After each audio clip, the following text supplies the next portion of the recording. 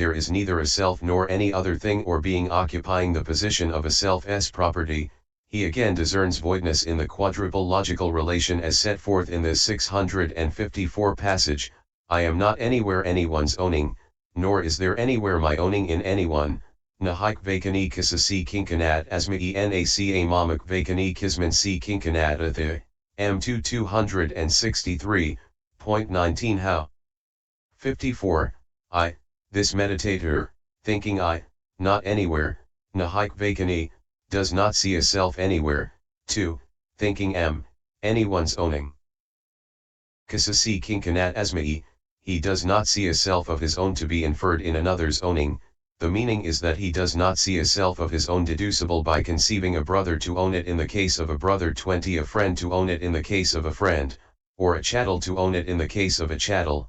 3, as regards the phrase nor, anywhere my, naoamoli kvacani, leaving aside the word my, mama, here for the moment, the words nor anywhere, naca kvacani, means that he does not 21 see another's self anywhere. 4, now, bringing in the word my, mama, we have is there, my owning in anyone, mama kisminci kincanat atthi, he does not see thus, another's self exists owing to some state of my owning. 22 of it, the meaning is that he does not see in any instance another's self deducible owing to this fact of his owning a brother in the case of a brother, a friend in the case of a friend, chattel in the case of a chattel. So, he sees no self anywhere of his own. 2, nor does he see it as deducible in the fact of another's owning. 3, nor does he see another's self. 4, nor does he see that as deducible in the fact of his own owning. 23 This is how he discerns voidness in the quadruple logical relation. 55 Having discerned voidness in the quadruple logical relation in this way, he discerns voidness again in 6 modes. How? I, is void of self. 2, or of the property of a self. 3, or of permanence. 4, or of lastingness. V, or of eternalness. 6, or of non-subjectness to change, mind, visible data, mental data, eye consciousness, mind consciousness, mind. Contact. Nid 2 187, SE, Nid 2 279, EE, CFS 454, and this should be continued as far as aging and death, CXX.9. 56 Having discerned voidness in the 6 modes in this way, he discerns it again in 8 modes, that is to say, materiality has no core, is coreless, without core, as far as concerns, I, any core of permanence, or, 2, core of lastingness, or 3, core of pleasure, or 4, core of self, or as far as concerns, v, what is permanent, or 6, what is lasting, or 7, what is eternal, or 8, what is not subject to change. Feeling, perception, formations, consciousness, I, etc.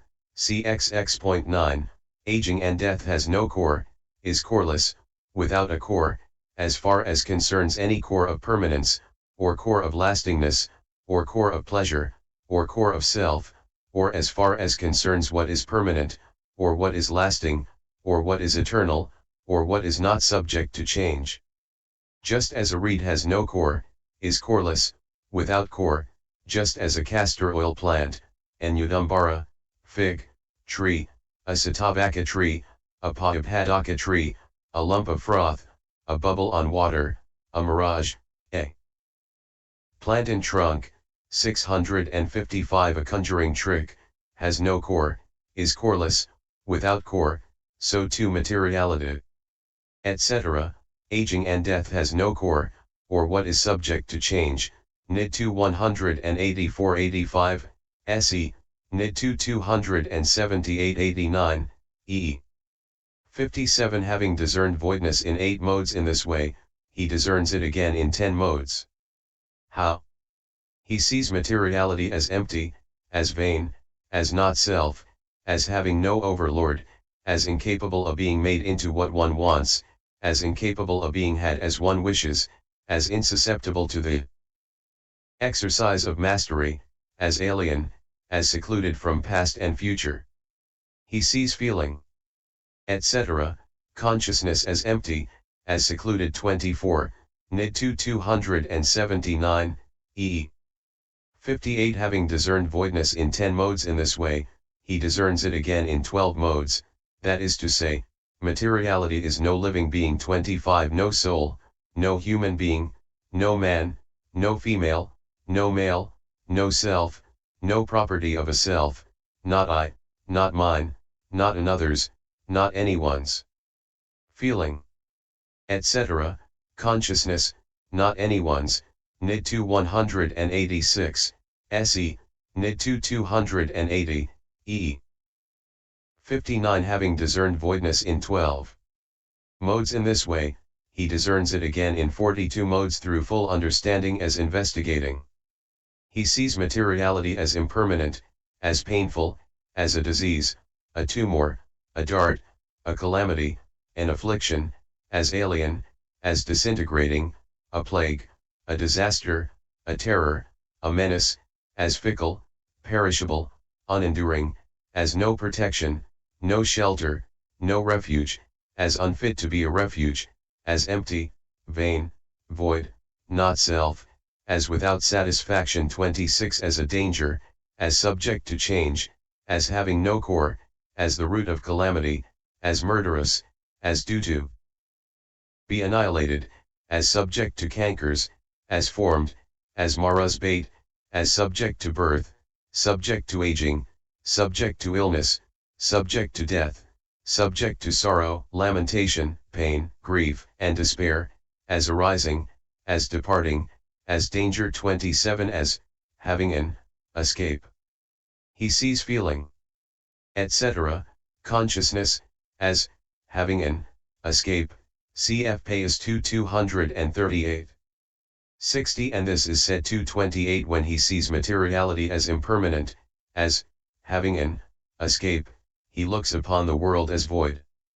When he sees feeling, etc., consciousness as impermanent, as having an escape, he looks upon the world as void. 656. Let him look on the world as void, thus, Mogaraja, always mindful, he may escape the clutch of death. By giving up belief in self. For King Death cannot see the man that looks in this way on the world. 29. 8. Knowledge of equanimity about formations. 61. When he has discerned formations by attributing the three characteristics to them and seeing them as void in this way, he abandons both terror and delight, he becomes indifferent to them and neutral, he neither takes them as I nor as mine, he is like a man who has divorced his wife. 62. Suppose a man were married to a lovely, desirable, charming wife and so deeply in love with her as to be unable to bear separation from her for a moment. He would be disturbed and displeased to see her standing or sitting or talking or laughing with another man, and would be very unhappy, but later, when he had found out the woman's faults, and wanting to get free, had divorced her, he would no more take her as mine, and thereafter, even though he saw her doing whatever it might be with whomsoever it might be, he would not be disturbed or displeased, but would on the contrary be indifferent and neutral. So too this meditator, wanting to get free from all formations, discerns formations by the contemplation of reflection, then, seeing nothing to be taken as I or mine, he abandons both terror and delight and becomes indifferent and neutral towards all formations. 63. When he knows and sees thus, his heart retreats, retracts, and recoils from the three kinds of becoming, the four kinds of generation, the 5 kinds of destiny, the 7 stations of consciousness, and the 9 abodes of beings, his heart no longer goes out to them. Either equanimity or repulsiveness is established. Just as water drops retreat, retract, and recoil on a lotus leaf that slopes a little and do not spread out, so too his heart. And just as a fowl's feather or a shred of sinew thrown on a fire retreats, retracts, and recoils, and does not spread out, so too his heart retreats, retracts, and recoils from the three kinds of becoming. Either equanimity or repulsiveness is established. In this way there arises in him what is called knowledge of equanimity about formations. 64 But if this knowledge sees nibbana, the state of peace, as peaceful, it rejects the occurrence of all formations and enters only into nibbana. If it does not see nibbana as peaceful. 657 It occurs again and again with formations as its object, like the sailor's crow. 65 When traders board a ship, it seems, they take with them what is called a land-finding crow. When the ship gets blown off its course by gales and goes adrift with no land in sight, then they release the land-finding crow. It takes off from the masthead 30 and after exploring all the quarters, if it sees land, it flies straight in the direction of it, if not, it returns and alights on the masthead. So. 2. If knowledge of equanimity about formation sees nibbana, the state of peace, as peaceful, it rejects the occurrence of all formations and enters only into nibbana. If it does not see it, it occurs again and again with formations as its object. 66 Now, after discerning formations in the various modes, as though sifting flour on the edge of a tray, as though carding cotton from which the seeds have been picked out 31 And after abandoning terror and delight, and after becoming neutral in the investigation of formations, he still persists in the triple contemplation. And in so doing, this insight knowledge enters upon the state of the triple gateway to liberation, and it becomes a condition for the classification of noble persons into 7 kinds. The triple gateway to liberation. It enters upon the state of the triple gateway to liberation now with the predominance of one of 3 faculties according as the contemplation occurs in one of the 3 ways. 32. 67 For it is the 3 contemplations that are called the 3 gateways to liberation, according as it is said, but these 3 gateways to liberation lead to the outlet from the world, that is to say, to the seeing of all formations as limited and circumscribed and to the entering of consciousness into the signless element, 2, to the stirring up of the mind with respect to all formations and to the entering of consciousness into the desireless element, 3, to the seeing of all things, Dhamma, as alien and to the entering of consciousness into the voidness element. These 3 gateways to liberation lead to the outlet from the world, Payas 248. 33. 68 Herein, as limited and circumscribed means both as limited by rise and fall and as circumscribed by them, for contemplation of impermanence limits them thus, formations do not exist previous to their rise, and in seeking their destiny, sees them as circumscribed thus, they do not go beyond fall, they vanish there. To the stirring up of the mind, by giving consciousness a sense of urgency, for with the contemplation of pain consciousness acquires a sense of urgency with respect to formations. 658 To the seeing, as alien, to contemplating them as not self thus, not I, not mine. 69 So these 3 clauses should be understood to express the contemplations of impermanence, and so on. Hence in the answer to the next question asked in the Pisamhita it is said, when he brings them to mind as impermanent, formations appear as liable to destruction. When he brings them to mind as painful, formations appear as a terror. When he brings them to mind as not self, formations appear as void. Payas 248.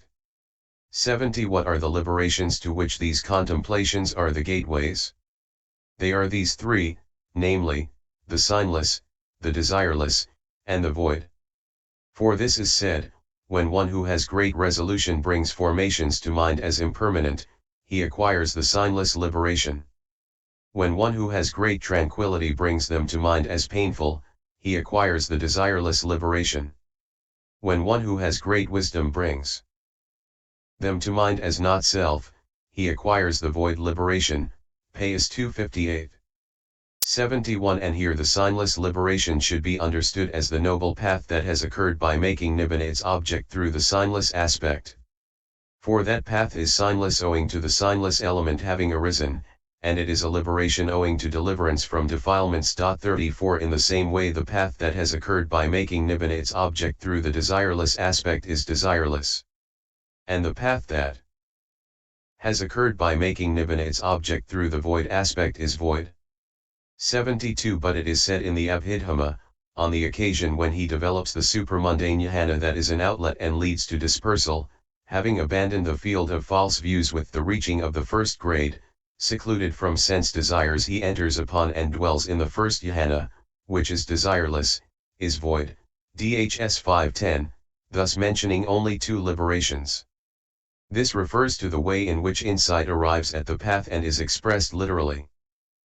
73 However, in the Pisamhita insight knowledge is expressed as follows.